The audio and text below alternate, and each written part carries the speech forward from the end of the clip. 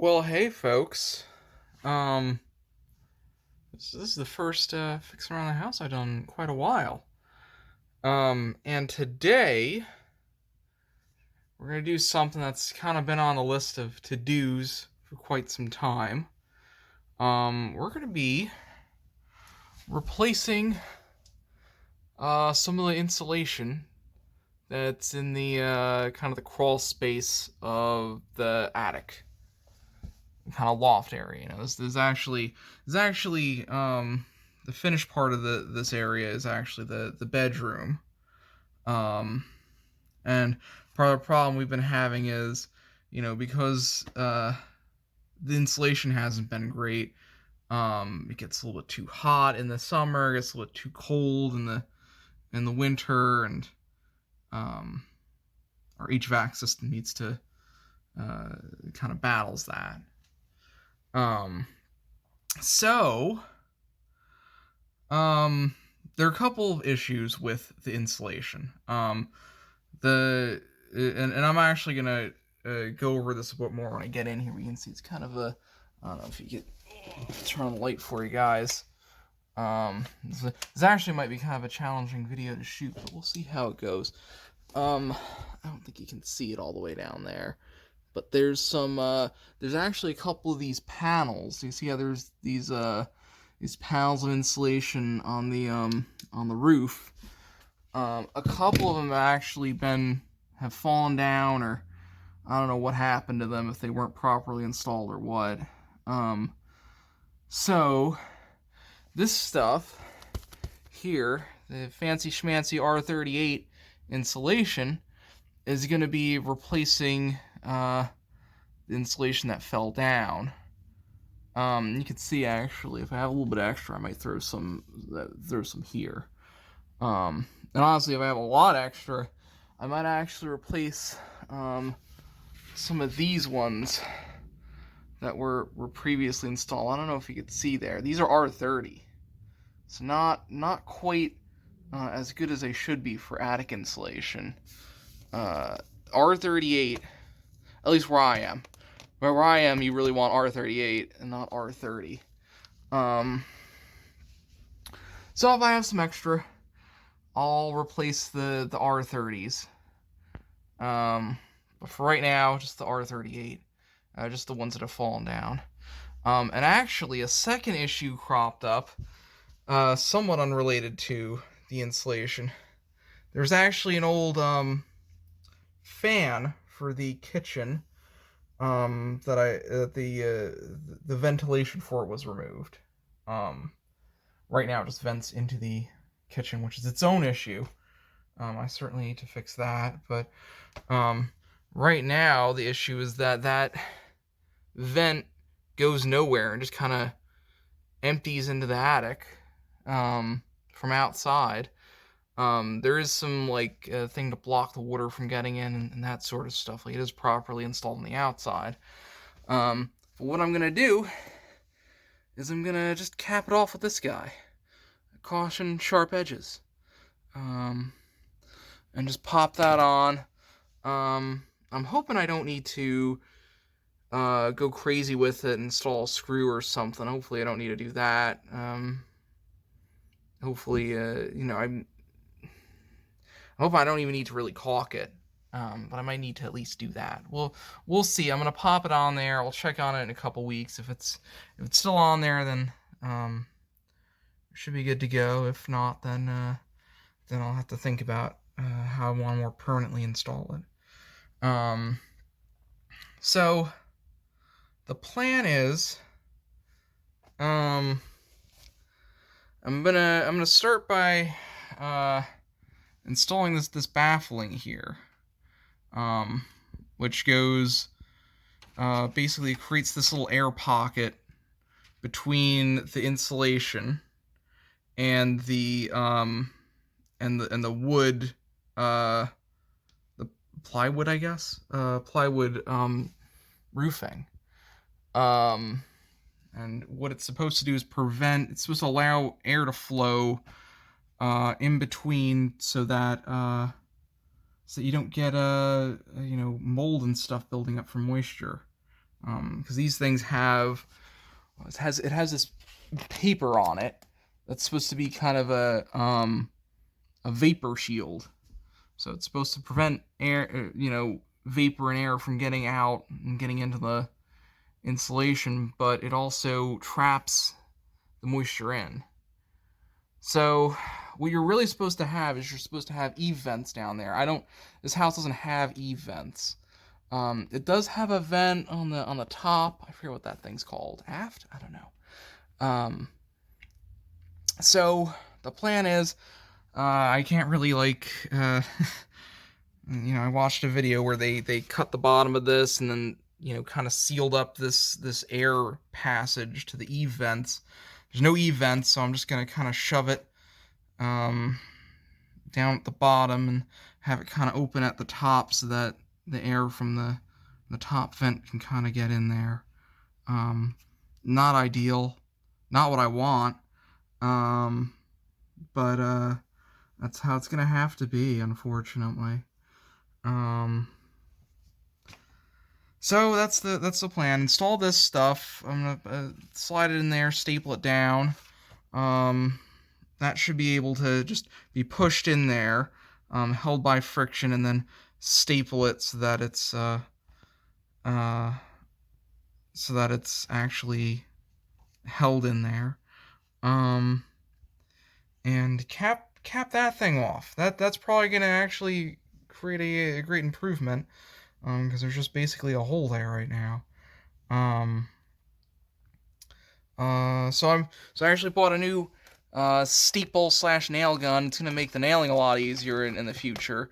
But for right now, it's gonna make it's gonna give us a staple gun, which you need for this sort of thing. I'm not sure what size screw to start with. I'm just gonna start in the center with this. I guess this is a 3/8. So we'll start with the 3/8. If it holds, it holds. If it doesn't, then I'll move on to this guy here. If we have I don't know why we'd have a problem with it, but I'll drop down to that if we need to. So yeah, I'll get in there. I'll show you the area. Give you a before we eventually get to the after. But yeah, I wanted to just do this out here because it's gonna be a lot easier to explain this before I go, suit up. You gotta put on a hoodie or something, and you gotta, put on a good mask and some eye protection. Insulation isn't really great to work with.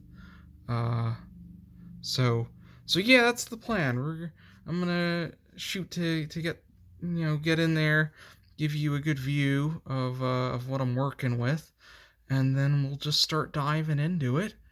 And hopefully it shouldn't take that long. Alright. Well, I'll cut to there. Well, hey folks. Let's put on my glove. Hey folks. Hopefully you can hear me right now. I do have a mask on. And we are in the crawl space area. So I'm gonna try to scooch a little bit closer and show you what we're looking at here. I have to kind of crawl on my hands and knees, which isn't that fun. So you see, these are a couple of cases of where we don't have any insulation. You see, this is just the roof here, basically. Wooden roof and stuff on top of that, obviously. Let's try to scoot over and show you the area over here. Well, and of course, I'm blocking our lighting sources. So try to find see, it's actually quite a few missing insulation. So let's kind of scooch over to here, and you can see this is what I'm dealing with. This is the second issue here. You can actually see the light from outside coming in, and So you can see, I'm just going to fit that cap on it, and that should hopefully block it, and I'll put some insulation over here, above it, below it. I don't think I can put insulation on top of the cap. Alright, and you can see this one. This one's alright. Oh boy, they got a tiny little piece right here. Alright. So yeah, this is what we're dealing with here. And I'm hoping to install some insulation. So I'll catch you after the time lapse.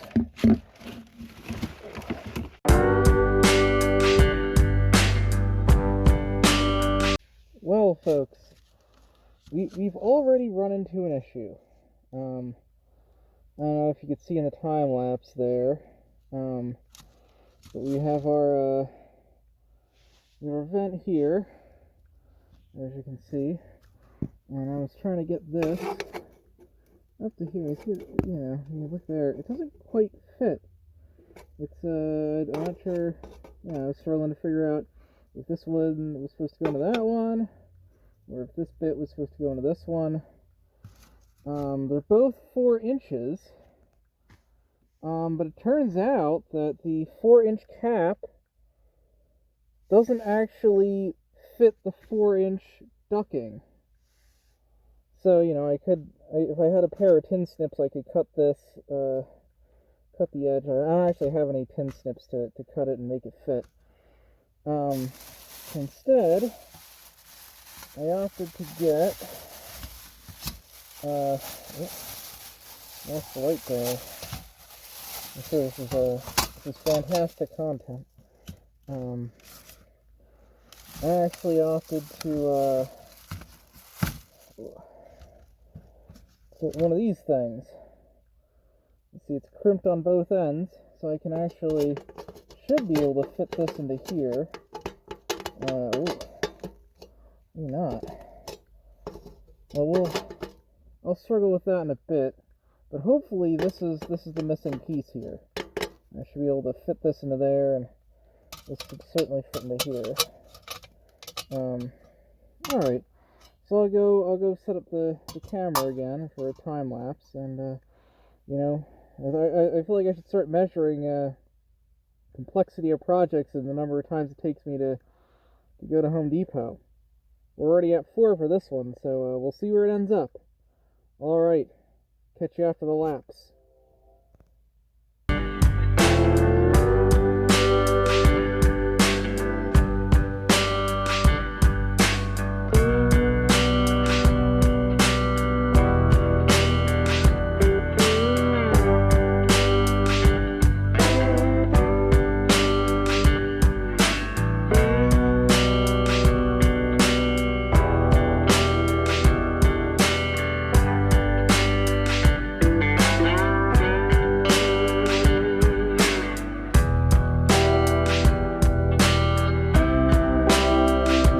Folks, we're back again. It's been a couple days, and as you can see, we got our baffling installed here. One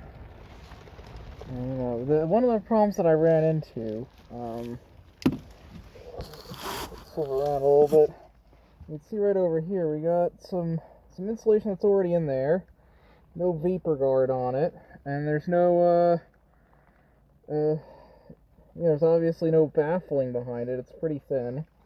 Honestly, if I had a choice here, what I'd want to do is just probably pull this out, and install baffling behind it, install the better insulation. Yeah, it's kind of crappy insulation. Honestly, that's a lot of work. So all I got is this baffling up here. And it just kind of ends there, because there's obviously more insulation there. No baffling behind that either. So there's just this little strip of baffling there. Not great, not preferred, but that's what I'm dealing with. And if I kind of scoot a little bit down to here, we got our plug installed. Let's see that. I ended up using some duct tape, and I feel like that's holding pretty well. You can see, I don't know if you could hear, there's actually a bit of a rainstorm outside, and nothing's dripping, which is always good to see inside of here. So I suppose the next step is tearing open that insulation over there and starting to put some up. Hopefully it all fits. That's my biggest concern. They just had the one size at the Home Depot, so hopefully that's the right size. All right. Well, I'll catch you. I'll catch you after the time lapse.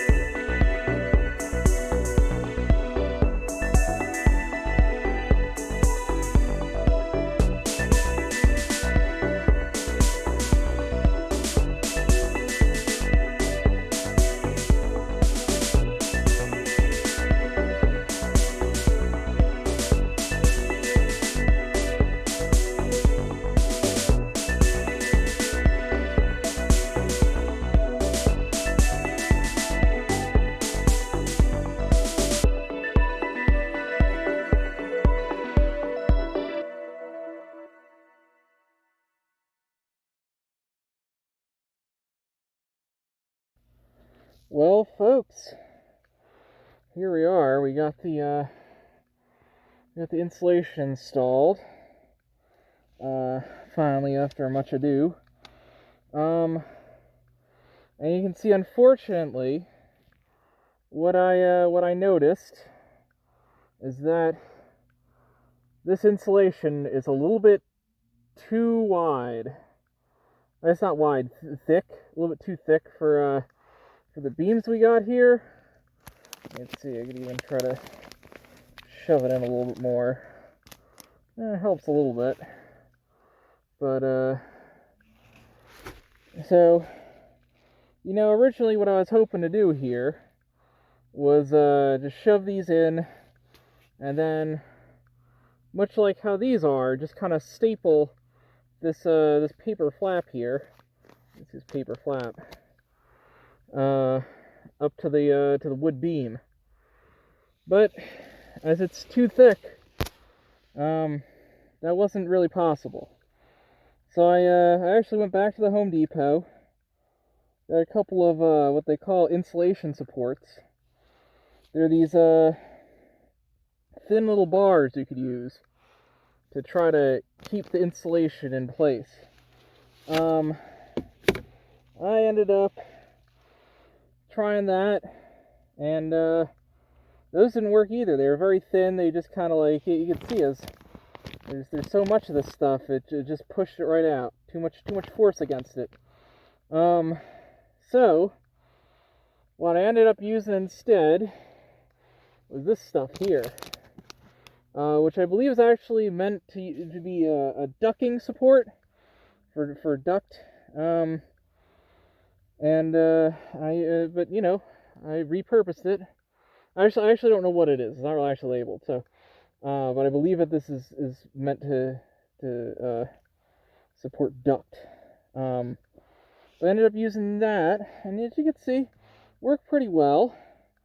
It's holding it in place. It's not compressing it too much, and I'm pretty happy with it. Yeah. So I guess we'll close it out there.